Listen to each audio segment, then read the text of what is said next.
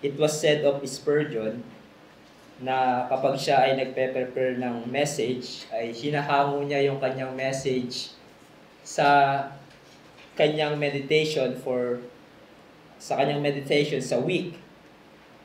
At kaya mapapansin nyo sa mga sa mga sermon ni Spurgeon, hindi siya expository hindi siya verse by verse, chapter by chapter, kundi iba't ibang passages, because yun yung way ng paggawa niya ng sermon, na kung ano yung nangusap sa puso niya for the past week ng kanyang meditation, ayun yung ginagamit niyang o pinag-aaralan niya at ginagawa niyang sermon.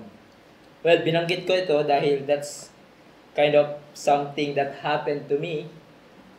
There's a verse that really spoke to my heart this week, and I want it to share with you. At yun ang makikita natin sa 1 Peter 5:7.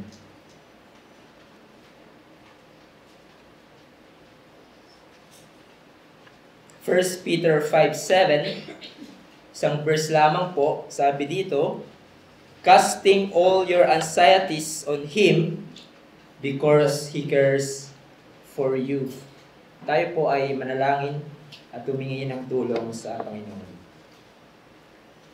O aming dakilang Diyos, salamat sa mga naging tulong niyo po sa amin sa mga nakalipas na oras. Salamat Lord sa inyong biyaya at patuloy na kasiglahan ng puso na pinaparanas niyo po sa amin. Nawa Panginoon, sa mga oras na ito ay muli niyo po kaming tulungan na maintindihan namin ang inyong mga salita. Ma-encourage kami with this simple and yet napaka-rich na verse na aming pag-aaralan. Tulungan niyo po kami na hindi ma-distract sa anumang bagay na marahil gumugulo sa aming isip ngayon, kundi tulungan niyo po kami makapag-focus sa inyong mga salita. In Jesus' name. Amen. Hindi natin may kakaila na nabubuhay tayo sa mundong punong-puno ng kabalisahan o anxiety.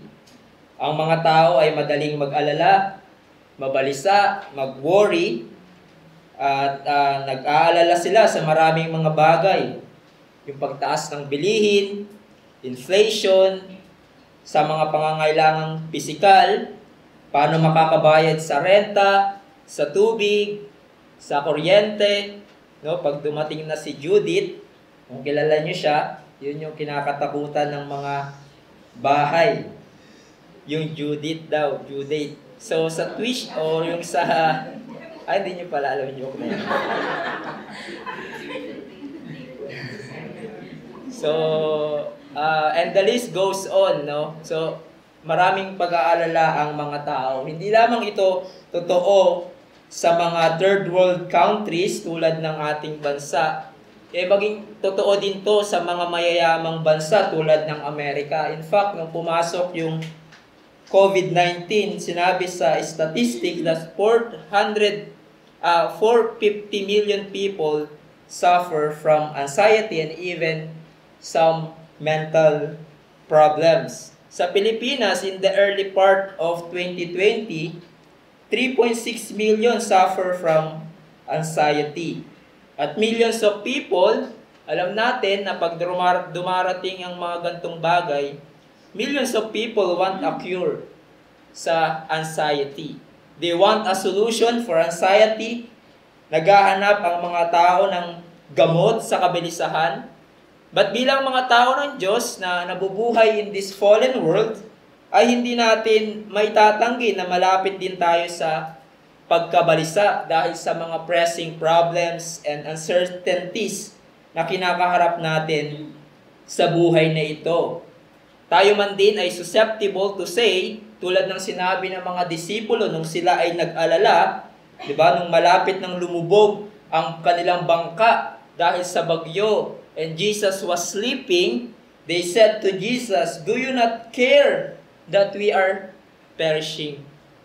In facing anxiety, troubles, and burdens in life, bilang mga mananampalataya, the question is, how are we to deal with these burdens, cares, or anxieties that we are facing? How are we to deal with this in a manner that pleases God? At salamat sa Diyos dahil nilahad niya sa kanyang mga salita ang sagot, ang lunas kung haharap tayo sa kabalisahan ng buhay. And may the words of Apostle Peter be a reminder for us, be an encouragement for us as we deal with the worries of life. And there are 3 headings I want us to consider. First, our cares. Secondly, our duty. And lastly, our assurance. So first of all, our cares, or sa ibang translation, anxiety. Sabi doon, casting all your anxieties or cares on Him. Now, yung salita pong anxiety, it means to be drawn in different direction. So kung ikaw ay na-anxious, you are being distracted or having uneasiness of mind that creates uncertainty and insecurity that makes us fearful. So kung sa Tagalog pa, dahil sa problema na iyang kinakaharap sa buhay, dahil sa uncertainty sa buhay, nagkakaroon tayo ng pagkalito. Distracted yung pag-iisip mo. Tuliro ka na sa mga bagay-bagay at meron kang pagkatakot na kung minsan ay napaparalyze ka na dahil sa pag-aalala. Nasisira yung kapayapaan na meron ka sa iyong isip, sa iyong puso dahil sa mga problema at uncertainties sa buhay na nagdudulot sa iyo ng bagabag. At yan ang dulot ng pag-aalala.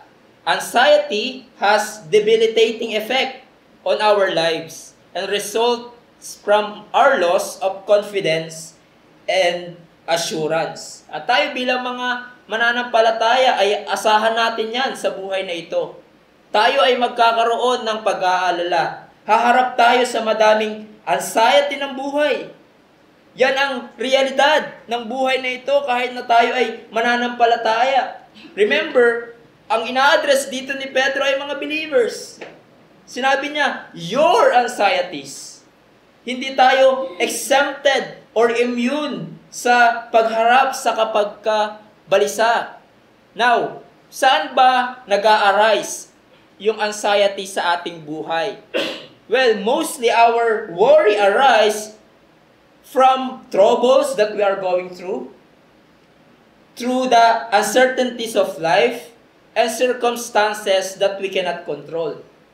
So, una sa troubles in life, di ba? Kapag mabigat na yung situation natin sa buhay, nasisira yung kapayapaan at nagkakaroon tayo ng takot at pagkabalisa sa kung anong mangyayari sa buhay. In fact, the context ng pagkakasabi dito ni Pedro, casting all your anxieties on Him, ang mga believers na kinakausap ni Pedro ay dumadaan sa matinding sufferings and persecution. One of the overarching themes na makikita natin dito sa 1 Peter is the theme of Christian suffering for the sake of Christ, or Christian under persecution because of their faith. These are the people na ina-address ni Pedro sa kanyang sulat. Mga mananampalataya, nakaka-experience ng pagdurusa dahil sa kanilang faith. Perhaps this was in Peter's mind when he wrote this text. This severe suffering and persecution that caused the believers to be anxious dahil during sa panahon na sinulat niya ito. In chapter 1 verse 6 ng 1 Peter, sinabi niya, "In this you rejoice, though now for a little while, if necessary, you have been grieved by various trials, so that the tested of genuineness of your faith, more precious than gold that perishes, though it is tested by fire, may be found to result in praise and glory and honor at the revelation of Jesus Christ." So, dumaranas ng various trials ang mga believers. In chapter 2 verse 20, For what is credit it is, if when sin and are beaten for it, you endure. But if when you do good and suffer for it, you endure. This is a gracious thing in the sight of God. So ito ang nararanasan ng mga taong sinulatan ni Peter. Mga mananampalatayang dumaranas ng iba't ibang pagdurusa, pag-uusig dahil sa kanilang faith. They were mistreated by unbelievers. Yung mga slaves were mistreated by their masters. Yung mga believing wives were mistreated by their unbelieving husbands. Just imagine, di ba? Nabuhay ka sa time na yan, na ganito yung kalagayan, mas matindi pa to sa inflation na kanilang dinaranas. Nagdurusa ka ng matindi dahil sa iyong faith. Kung pamilyado ka that time, at meron kang mga anak, you might be worried kung paano makakapag-provide sa pangangailangan ng iyong pamilya. Kung ikaw ay may business that time, dahil persecuted ka, hindi ka able makapag-produce ng kikitain upang pantustos sa iyong pangangailangan. Yung bigat na pasan-pasan nila ay maaaring magdulot sa kanila ng pag-aalala. If you were in this situation, these troubles would really make you anxious. Hindi lang troubles in life ang magdudulot din sa atin ng pag-aalala, nandyan din yung uncertainties of life. Diba? We might ask the question, what shall we eat? What shall we drink? What shall we wear? Anong mangyayari kung nawalan ako ng trabaho at ang dami kong bayarin na dapat kong bayaran? Anong mangyayari kung lumala yung sakit ko? Meron akong mga anak na pinag-aaral at kailangan kong matustusan ang kanilang pangangailangan. Next month, I might lose my job. Anong gagawin ko? The uncertainties of tomorrow ay maaaring magdulot sa atin ng pag-aalala. But also, hindi lamang yan, nandyan din ang circumstances that we cannot control. Out of control na maaaring magdulot sa atin mga circumstances out of our control na magdudulot sa atin ng pag-aalala. At tayo bilang mga mananampalataya, again, hindi tayo immune sa mga ito. The Bible doesn't say that when you become a Christian, you will have a free, troubled life. Hindi sinasabi ng salita ng Diyos na kung susunod ka lang kay Jesus, manampalataya ka lang sa Kanya, ay hindi ka na muling makakaranas ng paghihirap na magdudulot sa iyo ng pagkabalisa. Tulad ng tinuturo ng iba, di ba? Na kung magiging maayos lang daw ang relasyon mo sa Diyos, you fulfill your religious duties, lahat ay magiging okay. You will experience success, magiging ganito ka, ganyan ka, etc. Wala po yan sa salita ng Diyos. Sinasabi ni Jesus, in this world you will have troubles that will cause you to be anxious. So pwede tayo makaranas na magutom, makaranas na usigin, may threat sa ating buhay na magdala ng pagkatakot at kabalisahan. The truth is that we are prone to be anxious whenever we face troubles in life, whenever we face uncertainties of life and circumstances that we cannot control. Even though as believers we are reconciled to God and have peace with Him, and He continually sustains us, He continually upholds us. We have the joy unspeakable because of Christ in us. That's true, and yet we are still in this cursed and fallen world, full of cares. At malapit ang ating puso sa kabalisahan. This is the constant battle that we are facing. Anxiety would hit us anytime. Pwede tayong tamaan ng kabalisahan anumang oras, so we must deal with it in a manner that pleases God and according sa Kanyang salita. And the Bible is sufficient on how we can deal with it. You don't need some experts or those who claim experts na mag-handle ng iyong anxiety. The Word of God is sufficient to tell us how we can face it. Now, let me say this before we proceed sa next point. ang kabalisahan sa mga bagay sa mundong ito para sa iyo, kaibigan, ay pwedeng magpalayo sa iyo sa ebanghelyo. Ang anxiety, ang cares of this world ay pwedeng magpalayo sa iyo sa ebanghelyo. Look at Mark 4:19. Sinabi ni Jesus sa kanyang parable, "They are those who hear the word, but the cares of the world and the deceitfulness of riches and the desires for other things enter in and choke the word, and it proves unfruitful." Marahil ngayon ay nakikinig ka sa salita ng Diyos, nakikinig ka sa preaching, or parati mong naririnig ang magandang balita patungkol kay Jesus, naririnig mo na si Jesus lamang ang tangi mong dapat paniwalaan upang magkaroon ka ng buhay na walang hanggan at forgiveness of sin. Ngunit patuloy mong binabalewala dahil sobra kang nababalisa sa kung anong mangyayari bukas. Natatabunan ng iyong isip ng kabalisahan. Paano ka makakapasa sa exam? Ano na naman ang mangyayaring sa iyo bukas, sa iyong trabaho? Marahil present ka ngayon sa mga oras na ito, but anxieties of life, the curse of this world, ay natatabunan ng iyong isip sa napaka-importanteng mensahe na dapat mong marinig. And that is the gospel of our Lord Jesus Christ. Or marahil, meron kang pag-aalala ngayon dahil you know, once nabawiin ng Diyos ang iyong buhay, nangangamba ka, napaparusahan ka ng Diyos sa impyerno kung saan doon ay makakaranas ka ng parusa at puot dahil sa iyong kasalanan. You have this anxiety in your soul because you know the judgment of God will come to you at mararanasan mo ang parusa niya sa iyong kasalanan. My friends, ang magandang balita, naparito si Jesus. Namatay doon sa krus ng Kalbaryo, inalay ang kanyang buhay para sa mga makasalanan upang ang sino mang magtiwala sa kanya ay magkakaroon ng kapayapaan sa Diyos. Hindi lang ito just a feeling of peace, but tunay na kapayapaan sa Diyos. Pagkakasundo sa Diyos kung ikaw ay magtiwala sa Kanya. And when you believe in Christ, mapapawi ang iyong pag-aalala sa parusa at puot ng Diyos dahil kay Kristo ay wala ng kondemnasyon sa kasalanan. You can now stand before the Holy God, not fearing hell and judgment.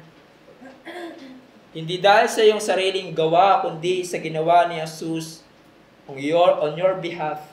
Ang takot at pangamba sa judgment at kamatayan sa impyerno ay maglalaho kay Kristo Jesus. And so my friends, huwag mo hayaan ang alalahanin ng mundong ito na magtulak sa iyo papalayo sa kaligtasan kay Kristo Jesus. And so that leads us to our next point, our duty. What shall we do when anxiety strikes us? Sinabi doon, casting all your anxieties on Him. Sinabi ni Pedro na hindi sinabi ni Pedro, baliwalain na lang natin ang ating kabalisahan. Just ignore it. O kaya naman, hayaan na lang natin ito dahil lilipas din ang ating pagkabalisa. Tulad ng sinasabi ng iba, just let go and let God. Don't worry, be happy, nor He doesn't say keep it for a while. Then if you cannot carry it anymore, cast it upon the Lord. No, He said, cast all your cares on Him.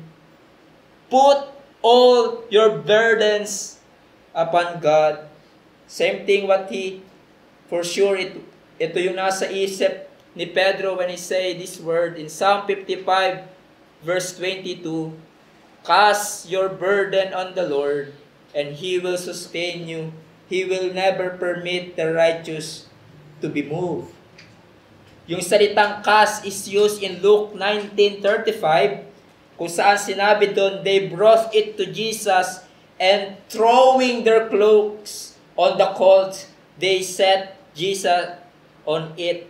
So ang idea, ilagak mo completely, get rid of it. And it is very important na hindi sinabi ni Pedro, cast your big burdens or heavy burdens. Yung malalaking problema lang, yung mga malalaking kabalisahan lang ang ilagak mo sa Panginoon. Hindi ganun ang sinabi niya. Sinabi niya, cast all your burden. Throwing the whole life with its cares, with its care on Him. One commentary said, the emphasis is not on casting each individual anxiety, but on casting the whole of one's life upon the Lord.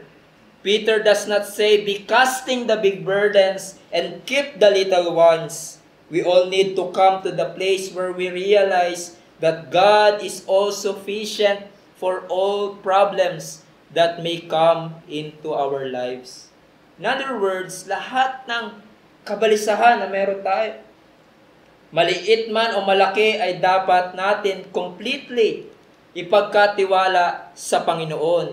Ipagkatiwala natin ang ating buhay sa Panginoon. Whatever it may be that burdens you, don't carry it by yourself.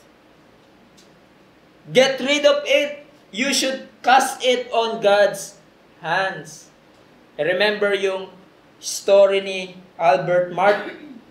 Pastor Martin, kung saan sila ay mag-asawa pumunta sa ibang lugar, and then nag-stay sila sa isang hotel or a rent house. From there, gumala sila, but then naligaw sila sa kanilang pagbalik, sa kanilang tinutuluyan. Hindi nila alam ang pagbalik dahil wala pang ways nun. Medyo nag-alala na sila dahil hindi nila matandaan yung pangalan ng kanilang tinutuluyan. At ang ginawa nila, they prayed. They cast to the Lord their anxiety through prayer. Then suddenly, nagtanong uli sila at sakto, yung kanilang pinagtanungan ay naalala sila yung mag-asawang nagre-rent doon sa hotel na kanyang pinagtatrabahuan. At nakabalik sila ng ligtas sa kanilang tinutuluyan. Well, marahil sabihin natin, simple lang naman yan. Naligaw ka, that's simple. Marahil nawalan ka ng gamit, that causes you to be anxious. But here, that's the point. Cast all your anxieties to the Lord. Maliit man yan, itong burden na ito or malaki. Now, why we should cast all our anxiety upon the Lord? Now, let me say this, anxiety is not good for your soul. Spurgeon says, anxiety does not empty tomorrow of its sorrow, but only empties today of its strength. Sabi nga ng isang manunulat, yung pag-aalala daw, no, it's like a rocking chair. No, kung naka-experience nyo na yung rocking chair dyan sa labas, it requires an investment of energy, di ba? Kasi uuguyin mo. But the problem is, it does not get you anywhere. And the point is, anxiety never moves you to a solution. In fact, magdudulot pa to ng mas madaming problema at patong-patong na pag-aalala. At kung ikaw ay nag-aalala, note this, brethren, pag ikaw ay nag-aalala, nagpapakita lamang ito ng kawalan mo ng pagtitiwala sa pagkalinga ng Diyos. Kung lugmok ka sa pag-aalala at sobrang nababalisa sa mga problema mo sa buhay at hindi mo ito nilalagak sa Panginoon, nagpapakita yan ng kawalan mo ng pagtitiwala sa mabuti at mabiyayang Diyos. Kawalan ng pagtitiwala sa pangako ng Diyos. In fact, anxiety comes from your lack of trust in the word and promises of God. Anxiety is a failure to trust God, who is sovereign over all, and who always cares for His children. Anxiety is a distrust to God of providence and His provision. And if you carry your burdens by yourself, you know what? It is an indication that you have lack of trust in God. And also it is an indication that you have a proud heart. Ang yabang natin if we don't cast our burdens upon the Lord. Dahil kung titignan nyo yung verse, link ito sa verse 6. Sinabi doon, humble yourselves therefore under the mighty hand of God, so that at the proper time He may exalt you. How do we humble ourselves under the mighty hand of God? Sinabi ni Peter, by casting all your anxieties on Him. And if you don't cast your anxieties on Him, it is an indication that you have a proud heart. When we cast our burdens upon the Lord, di ba? We acknowledge that we are not sovereign. Kinikilala natin na hindi tayo ang may control ng ating buhay. And we say, Lord, I cast my burden upon you because I know I'm not in control. I'm not sovereign. But you are always in control. You are always sovereign and always have a good purpose. We humble ourselves before God, when we cast our we humble ourselves before God when we cast our burdens upon Him. Now, that leads us into a question. How can we cast our burdens upon the Lord? And the answer is through prayer. Pouring our hearts to God in prayer, casting our burdens upon God in prayer. Di ba yan ang sinabi sa Philippians 4:6? Do not be anxious about anything. Don't be anxious for nothing. But through prayer, di ba? Ay ilagak natin everything sa Panginoon. When your boss fired you and you lost your job, don't be anxious. When the doctor says meron kang gantong sakit, don't be anxious. Now, I'm not saying na maging pabaya tayo sa ating buhay, sa ating kalusugan, and we don't make plans. I am saying, when in God's providence, He put you in that trials, when troubles arise in your life, when you face uncertainties of life, the Bible says, don't be anxious, but in everything, by prayer and supplication, with thanksgiving, let your requests be known to God. At ano yung promise? The peace of God which surpasses all understanding will guard your hearts and your minds in Christ Jesus. Napakaganda ng sinabi ni Jerry Bridges. The great antidote to anxiety is to come to God in prayer. We are to pray about everything. Nothing is too big for Him to handle, and nothing is too small to escape His attention. The great antidote to anxiety is to come to God in prayer. Sabi nga sa ating hymn, again, entitled, What a Friend We Have in Jesus, how we trials and temptations, or let me put in this way, how we burdens. Is there trouble anywhere? We should never be discouraged. Take it to the Lord in prayer. Huwag tayong mabalisa. Don't be anxious for nothing, sabi ni Pablo. Sabi ni Jesus, don't be anxious for nothing. Matthew 6:25. Therefore I tell you, don't be anxious about your life, what you will eat or you will drink, nor about your body what you will put on. Is not life more than food, and body more than clothing? So Jesus said, don't be anxious. Paul said, don't be anxious. Instead, pray for everything.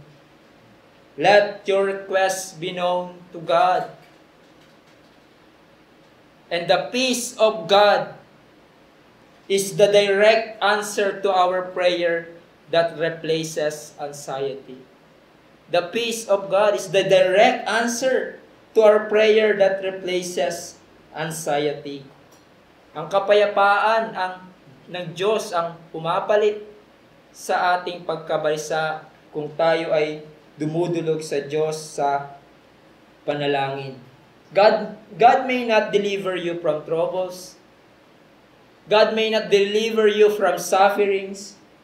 But can we have peace in the midst of it?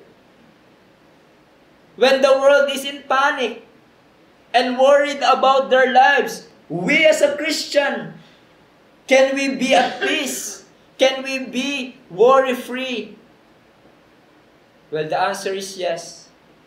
When we cast our burdens upon the all-knowing and wise God through prayer, we will have the peace that will guard, will protect our hearts and minds. Kaya't napakahalaga ng panalangin sa pagharap natin sa mga bagay na nagkukos sa atin to be anxious. We are relieved and get the peace. Sabi nga sa ating hymn, di ba? Sweet hour of prayer that calls me from the world of care and bids me at my Father's throne make all my wants and wishes known. In seasons of distress and grief, my soul has often found relief and oft escaped the tempter's snare by thy return, sweet hour of prayer. So let me ask you, brethren, what troubles you right now? Ikaw ba ngayon ay nasa sitwasyon na nagdudulot sa iyo ng pag-aalala? Nasa sitwasyon ka ba ngayon na sobrang nabibigatan? Nasa sitwasyon ka ngayon na hindi mo alam ang gagawin at ang puso mo ay nabibigatan, ang isip mo ay nababagabag? Kabigatan man ito na maliit tulad ng pagkawala ng gamit o hindi mo alam kung saan kukuha ng mga pambayad sa tuition fee, pampaayos ng anumang gamit. Maliit man ito o malaki, pour out your heart to God. Bids at the Father's throne. Make all your need and wishes known. Do you cast your burdens upon the Lord? Do you cast all your burdens upon the Lord? Not just the heavy burdens of life, and you skip or you still keep the little ones. No, do you cast all your burdens in God's hand? Is prayer, panalangin ba bilang mga mananampalataya, is prayer is your instinct when anxiety strikes you? When burdens overwhelm you, do you immediately seek God's help? We are reminded sa ating text, brethren, that our responsibility is to cast our anxiety upon God. When anxiety arises from troubles, we must cast our burdens upon Him. But lastly, our assurance. Why cast our burdens upon God? Because He cares for you. That's an encouragement to pray more. Hindi ba? That's an encouragement to cast our burdens to the Lord. That's a good news. He cares for me. Which means He knows your troubles. He knows what's going through in your life, and if you are a child of God, He is concerned to you. Alam ng Diyos ang bawat pinagdadaanan mo. God knows every heartaches, every sorrow, every tears because of the burdens in your life. God knows what burdens you. Alam ng Diyos troubles you that cause you to be anxious. Sinabi sa Psalm 34 verse 15, the eyes of the Lord are toward the righteous, and His ears toward their cry. The face of the Lord is against to those who do evil, to cut off memory of them from the earth. When the righteous cry for help, the Lord hears and delivers them out of their troubles. The Lord is near to the broken-hearted and saves the crushed in spirit. The psalmist is saying that God watches over His people. At ang kanyang pandinig ay nakatuon sa ating panalangin, sa ating mga daing. He is not a distant Father na malayo siya at hindi niya alam kung anong nangyayari sa iyo. No, the Lord is near. Hindi malayo ang Diyos at alam niya ang nangyayari sa kanyang mga anak. He knows what burdens His people. He knows what troubles them that causes them to be anxious. Psalm 11 verse 4, the Lord is in His temple. The Lord's throne is in heaven. His eyes see, His eyelids test the children of man. The Lord tests the righteous, but His soul hates the wicked and the one who loves violence. In other words, God takes a closer look to His people. He knows what they are going through. He knows what's going on sa ating isip. He never sleeps nor He slumbers, but He continually watches over us. But the wicked, sabi niya, He hates the wicked because the wicked loves violence and they keep on sinning as if God never noticed what they are doing. So brethren, He does notice what's going on in your life. Even in our dark times, He knows your troubles and He is concerned to you. Kaya't sinabi ni sa Matthew 7:25, therefore I tell you, do not be anxious about your life, what you will eat or drink. Look at the birds of the air, they sow, nor reap, nor gather into barns, and yet your heavenly Father feeds them. Are you not more valuable than they? And which of you being anxious can add single hour to his span of his life? And why are you anxious about clothing? Consider the lilies of the field, how they grow. They neither toil nor spin, yet I tell you, even Solomon in his glory was not arrayed like one of these. But if God clothes the grass of the field, which is alive and tomorrow is thrown into oven, will He not much clothe you, O you little faith? Kung ang Diyos is concerned to the birds and the grass and God provides what they need, how much more you, believer? You are of more value than they. Your Heavenly Father, the Creator of this universe, is concerned to you. He loves you. He has promises for you. And He knows what you need because He cares for you. And you know what? He is willing to carry our burdens when we cast them upon Him. There's no burden of ours that God cannot handle. Brethren, we can find rest and peace for our soul in the knowledge that God cares for me and He loves me. Even though hindi baguhin ng Diyos ang sitwasyon mo, nandyan pa din ang trouble, nandyan pa rin ang problem, you can be unburdened in the midst of troubles by believing that God cares for you. He knows and He is faithful to supply all your need. Kaya't kung ikaw ay mananampalataya, huwag mong pagdudahan ang pangangalaga sa iyo ng Diyos. Just think of it. Hindi ba't pinatunayan na ng Diyos ang kanyang pangangalaga sa iyo nang siya ay kumilos sa iyong kaligtasan? Did He not care for you when you were dead in trespasses and sins? na sa kanyang pangangalaga sa iyo upang hindi ka mapahamak, ay naunawaan mo ang ebanghelyo ni Kristo.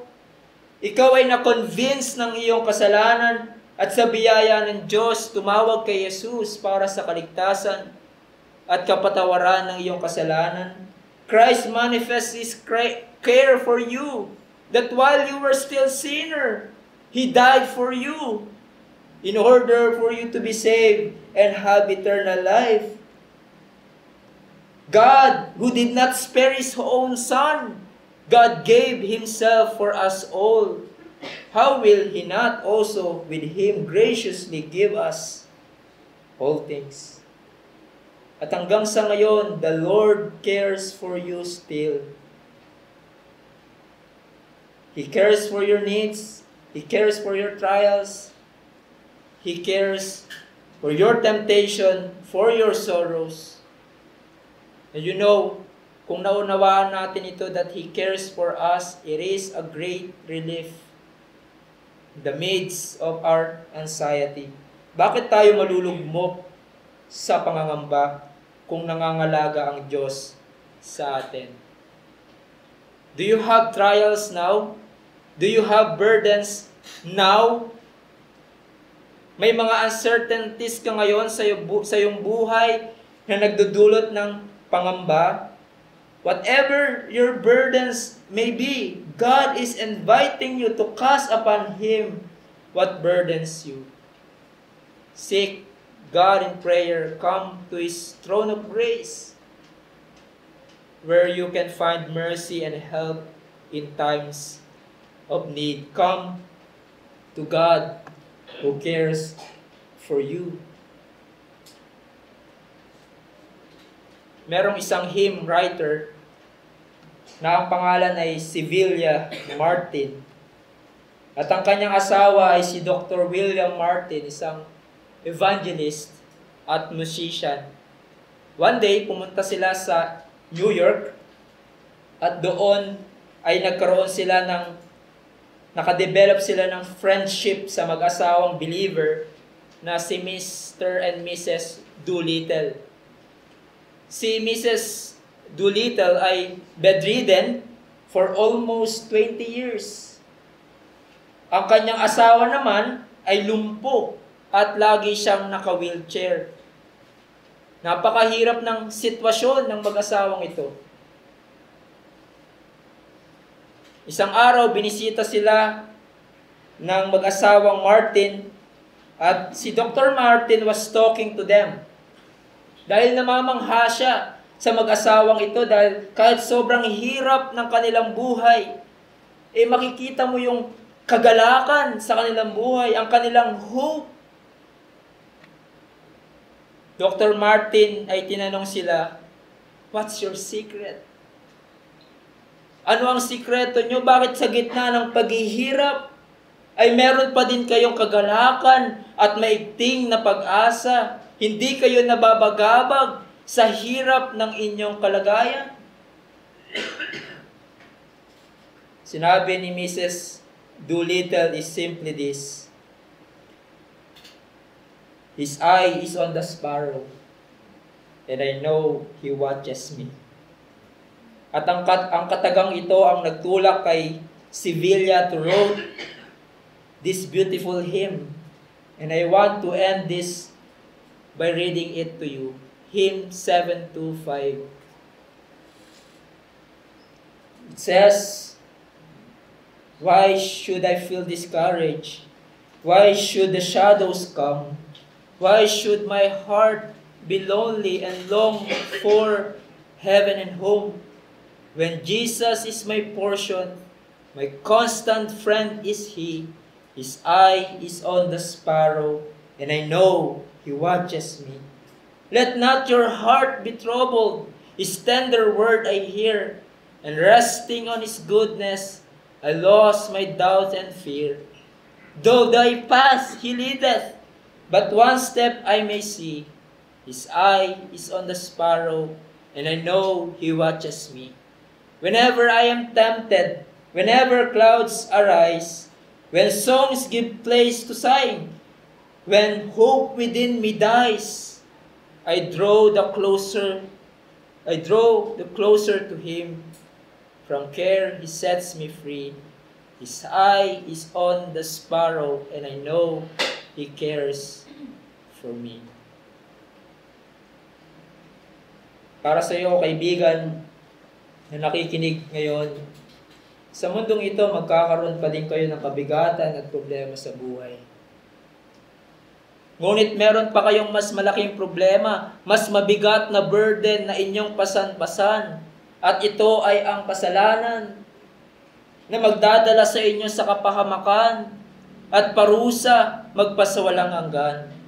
At ang tanging solusyon sa inyong malaking problema na kasalanan ay walang iba kundi si Jesus na nabayubay doon sa krus ng Kalbaryo upang bayaran ang kasalanan ng mga makasalanan. At doon sa krus tinanggap ni Jesus ang puot ng Diyos upang ang magtiwala sa Kanya ay hindi na mapapahamak, kundi magkakaroon ng buhay na walang hanggan. At ang paanyaya niya sa inyo ay talikuran mo ang iyong kasalanan. At kay Jesus ikaw ay magtiwala. At kung sino man ang magtiwala kay Jesus, magkakaroon ng buhay na walang hanggan. And my friend, I beg to you right now, cast your burden of sin upon Christ, and He will forgive and save you. Tayo ay manalangin. O aming dakilang Diyos, salamat sa paalala niyo po sa amin. Rich encouragement, Panginoon, for us. Even as a believers, Panginoon, na humaharap din sa iba't ibang anxiety ng buhay. Salamat, Panginoon, sa inyong biyaya, sa tulong niyo po at sa linaw ng inyong mga salita. Meron kaming pag-asa, Panginoon, when anxiety strikes us. We have a God who cares for us, who will never leave us, who will never forsake us, who will continually sustain us until we reach glory. Salamat po, Panginoon, that the grace that saved us is also the same grace that helping us through this life until we reach glory. Salamat po, Panginoon, sa inyong paalala that the prayer is so powerful. Whenever there's burdens in our lives, there are troubles in our lives that cause us to be anxious, you have given us this means of prayer upang kami ay ma-unburden, upang kami, Panginoon, ay magkaroon ng peace that surpasses all understanding, will guard our hearts and mind. Salamat po, Panginoon, for that promise and assurance that we have. In Jesus' name, Amen.